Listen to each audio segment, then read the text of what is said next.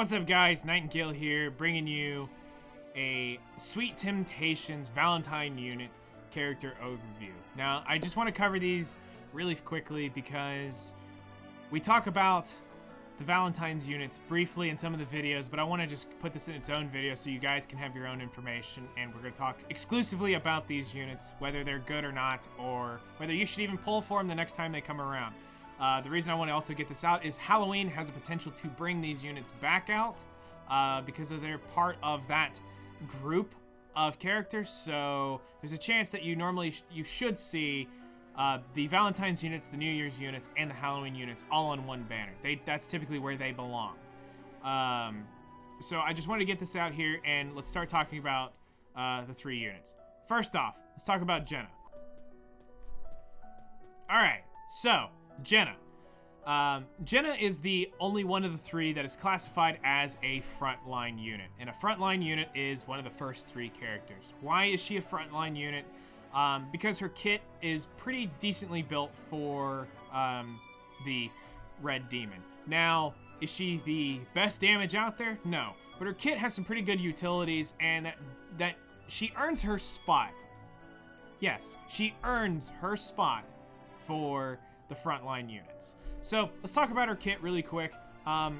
She's got one attack, Flash, that does okay damage. You're not going to see anything major out of this.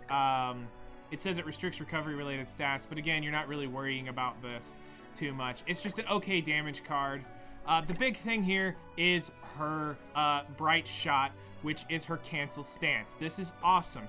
You have a bronze cancel stance card. So as long as you have the card, you can cancel the demon's stance. So hearts potentially 1, 2, or 3, wherever you want to do it, you can cancel the stance with a bronze card. You don't need to have a silver Aaron card or a silver Slater card. You can do it with a bronze Jenna card. So that's pretty important right there. And, you know, if you get lucky and you can roll a gold card, it does a pretty decent damage when it's taking the stance off. But here's the cool thing. Jenna's ult. Jenna's ult, Outset Light, inflicts break damage equal to 840% on one enemy. Now, break damage is 2 times damage against enemies assuming stances. So, our goal typically when using Jenna is I want to use my ult around Heart 2 when we cancel this. So when the stance comes up. So the thing is we're going to hopefully chisel it down to about maybe 3/4 of its heart. I should hit it with Jenna's ult, should take it down to almost dead, and I'll cancel the stance, and we can probably finish it off with Arthur or Slater cards. Typically is a good chance of killing the heart. Or for some reason I don't get the cards, I can use it as a finisher towards the end if it goes into stance on the third and final heart. So it's a great ult, and it's worth having. I thought it was worth maxing it, and I love my Jenna. I even gave her UR gear. No joke, I'm still working on building it, but yes, I gave her UR gear. Also, let's talk about her passive real quick, and we'll go into a couple key things really quick. Only one debuff can be on the hero. Increases attack 20% when debuffed. All right, so she can only get one of the debuffs, whether it be the bleed or the ignite. It will replace it and override it. It's the last debuff hit she has, okay? So, you want the debuff. You don't want to stun him to where he's not attacking, doing anything, locked away, petrified. You want the debuff. It's okay. 20% extra attack does make a pretty big difference. If we get the stars to align, I get debuff. She hits pretty darn hard with that ultimate. Now I do want to say, while this is up, King, Blue King, be careful with Blue SSR Arthur, or Blue Liz Hawk. They can prevent, and I believe Slater can also prevent the stance, or petrifying, or once we get Goddess Elizabeth, her stun. Don't stun the demon. Don't prevent it from going into stances. You guys can mess her up. Liz Hawk is a different story. Her solidify, don't solidify. If you get a silver solidify card, you're taking the debuff off her, and your buff is not worth her attack buff being taken off. So if you do it and you're talking with your friend in Discord, say, hey, I'm going to use this. I know you're going to get it by here. And cool, there's a whole other way of doing it, but try not to run Lizhawk and a Jenna in the same team, as well as trying to run King and Jenna in the same teams so that you're not going to step on anybody's toes here. And then the last thing to talk about is you need the 3 pieces of her cosmetic. Her uniform comes from her UR upgrade, and then you need 60 gems to buy her headpiece and her weapon. Alrighty, next up, the lovely Elaine. So Elaine here is probably the second best option to have out of all of the Valentine's units, and it's mostly for her passive. Let's jump right to that. So her passive increases all ally stat related buffs by half of their value. So you're not literally getting a true double, you're getting half of the buff. So if it's 30%, you're getting 15%. So this works wonders for Arthur and Derriere. So that's really why you're bringing it around. And you do notice a pretty big difference between the two when you don't have her. And then you're also pretty much bringing her for her Hell Cosmetic, which you get the dress from her UR upgrade, and you buy for 30 gems her hairpiece. So let's talk about Elaine really quickly in case a unit dies and she's on your front line. Let's let you know at least what you're dealing with.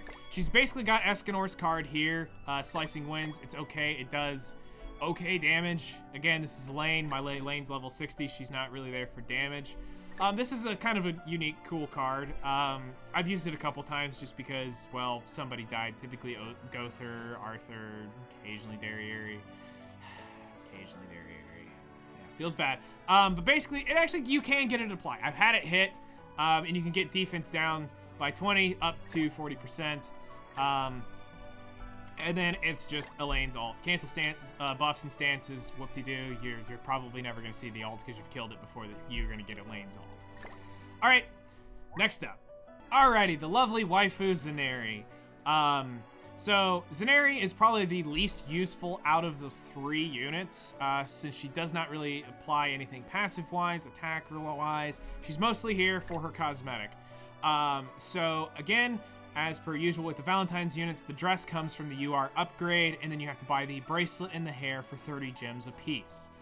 Her passive is kind of okay if you can get it off. It fills the hero's ultimate move gauge by 1 when removing an ally's debuff. You do get some debuffs, but your chances are hopefully you never see Zaneri on your front line. All right, her skills are Nimbus. Nimbus is inflicts damage equal to 180% of one attack, prevents the enemy ult gauge from filling up. This reminds me, I believe this is Malim's card. There might be a few others in here, but I know it from Malim specifically. It's an okay card, but you're not going to get the prevent ult move to stick because you can't debuff Grey Demon. Next up is a familiar card. You probably have seen this before, and that is, yep, you guessed it. It is Blue King's card. So, as just like Blue King, it removes the debuffs by itself. Then once it gets up to silver, you get the heal up to 50%, yes, and removes the debuffs. So, this is where her passive would kick in from any one of these cards, but chances are you're not going to ever hopefully see Zaneri. That's why I keep both Elaine and Zaneri at 60. So, now that we've talked about the units, let's go over the one burning question you all have, and that is, should you pull for the units? Free-to-play players, I've given out some free-to-play advice to several players, and they've had great success with it. One free-to-play player spent roughly 500 diamonds, walked away with all of the units, as well as spent another, I think, 150 diamonds, and they ended up getting the Valentine's cosmetics right at the end. Another free-to-play player spent 600 gems and walked away with all 6 units, then spent another 300 gems and walked away with all of their cosmetics. So, it's completely doable for free-to-play players. The burning question really comes down to, how many demons do you run a day? Are you just running your own? Because if you're running your own, you're guaranteed one for hosting a Hell Demon. You're guaranteed one for bringing the unit along, so there's 2. So you're getting 2 cosmetics a day. It's not horrible. And you have a chance, an 8% chance, to get a 3rd, potentially. Or a 2nd, depending on if you have the units or not. So, it is an advantage to have the units, absolutely, and I won't say it's not. The units do provide some good benefits to your teams, specifically Jenna and Elaine do provide very positive things for your team. Zaneri is there specifically for her buff, and because she's waifu, she looks awesome. So I'm gonna leave that choice to you guys. My recommendation is if you can get it, pull them. They are worth it. The grind is definitely there. You will have an advantage over the people who don't pull for it because cosmetic upgrades are more important than specific characters. More important than that one random costume.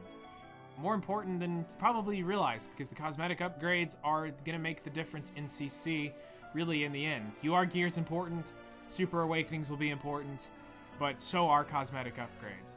So, thank you guys for watching this video. Make sure to hit the like button, subscribe if you'd like to stay up to date with the latest information, and come hang out with me live on Twitch. My link is down below, and I will see you guys in the next one.